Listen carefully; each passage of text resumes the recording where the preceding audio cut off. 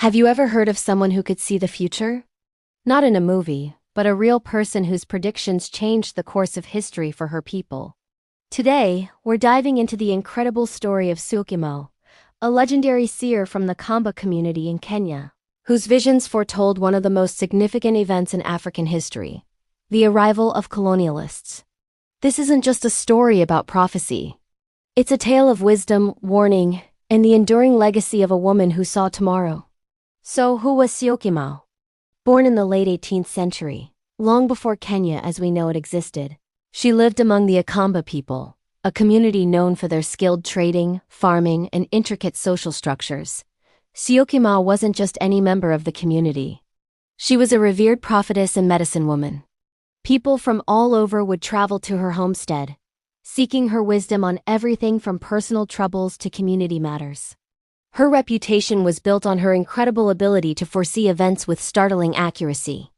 She was a pillar of her society, a spiritual guide whose words carried immense weight. Imagine the respect she commanded, a woman whose connection to the spiritual realm provided guidance and protection for her people. Her prophecies were often delivered through powerful, vivid visions. She would describe future events in detail, using metaphors and symbols that the community would then interpret. She spoke of droughts, famines, and battles, often providing advice on how to prepare and mitigate the impact. Her accuracy earned her the trust and deep respect of the Kamba people. She wasn't just predicting doom and gloom. Her visions were a strategic tool for survival, a spiritual early warning system that helped her community navigate the challenges of their time. But her most famous and chilling prophecy was one that would echo through generations. It was a vision unlike any other. Syokimau spoke of strange people, with skin like white cloth, coming from the water. She said they would carry fire in their pockets, a description we now understand as matchboxes or lighters. She saw them speaking in a language no one could understand, like the chirping of birds.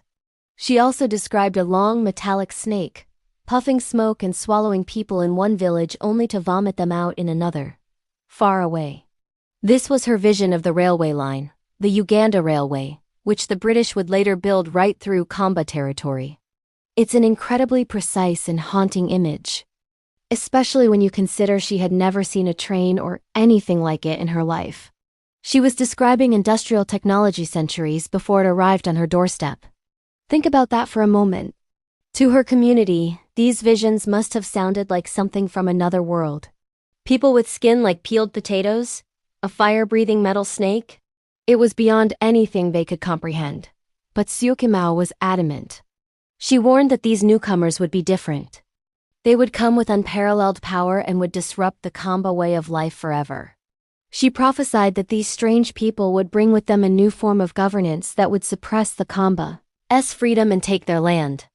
This is where Syokimau's story moves from being simply about prophecy to being about strategic impact. Her warnings were not just mystical pronouncements. They were a call to awareness. She was essentially giving her people a strategic briefing on an impending invasion. By describing the appearance, technology, and intentions of the colonizers, she was mentally preparing her community for the unprecedented changes to come. She armed them not with weapons, but with knowledge. When the first European traders and missionaries started to appear in the 19th century, decades after her death, the Kamba people remembered Syokimau's words. The descriptions matched perfectly. The white skin, the strange language, the fire in their pockets. Her prophecies were no longer abstract. They were coming true one by one. This had a profound psychological effect. It validated her status as a true seer and reinforced the community's cultural and spiritual beliefs. Then came the Iron Snake. When the British began constructing the railway line in the late 1890s, it cut directly through the heartland of the Kamba. The sight of the steam engine, puffing smoke and moving at incredible speeds, was the ultimate confirmation of Syokimau's vision. The prophecy had come full circle. This prior knowledge, passed down through oral tradition, gave the Kamba a unique perspective. Unlike other communities who were caught completely by surprise, the Kamba had a framework, a prophecy, to understand what was happening. This didn't mean they welcomed the intrusion. In fact, it's believed that Syokimau's warnings fueled some of the earliest resistance against colonial rule. Knowing that these newcomers were a threat, as foretold by their most respected prophetess. Leaders like Chief Mwanamuka of the Mwala region led resistance efforts against the British. The prophecies served as a rallying cry, a reminder that their ancestors had foreseen this struggle and that their way of life was worth fighting for. The resistance was a direct consequence of the warning she had issued generations earlier. Syokimau's strategic impact was therefore twofold. First, she prepared her people mentally for the culture shock and technological superiority of the colonizers. This reduced the element of surprise and fear that often paralyzes communities in the face of an unknown force. Second, her prophecies implicitly sanctioned resistance. If your most revered spiritual leader warns you of a coming threat, standing up to that threat becomes a sacred duty, not just a political or military decision. Even after her death, Syokimau's influence lived on. She had a unique practice. It's said she would die and resurrect multiple times. Before each death, she would instruct her family to not bury her until a specific sign appeared. She would then come back to life, often with new prophecies. It was during her final permanent death that she passed her prophetic mantle to her granddaughter, who continued her legacy of guidance. This cycle of death and rebirth added to her mystical aura, cementing her place as a truly extraordinary figure. Today, Syokimau's name is etched into the landscape of modern Kenya. The bustling town of Syokimau, near the Jomo Kenyatta International Airport in Nairobi, is named in her honor.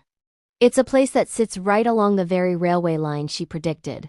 A constant, living reminder of her incredible foresight. Every time a train passes through, it's as if her iron snake is still moving. A testament to a vision that transcended time. Her story is a powerful reminder of the role that spiritual leaders and women played in African societies. She was a strategist, a visionary, and a protector of her people. In a world that often dismisses oral history and indigenous knowledge systems, the story of Syokimau stands as powerful evidence of their depth and accuracy. She saw the future not with a crystal ball, but through a deep connection to her environment, her people, and the spiritual world. So, the next time you hear a story that sounds too incredible to be true, remember Syokimau, a woman who saw the future, warned her people, and left behind a legacy that continues to inspire and fascinate us centuries later. Her prophecies were a beacon in a time of darkness, a map for a future no one else could see. What do you think? Are there similar stories of prophets or seers in your culture? Let me know in the comments below. I'd love to hear about them. Thanks so much for watching. And if you enjoyed this journey into the past, make sure to like, subscribe, and hit that notification bell so you don't miss our next video. See you next time.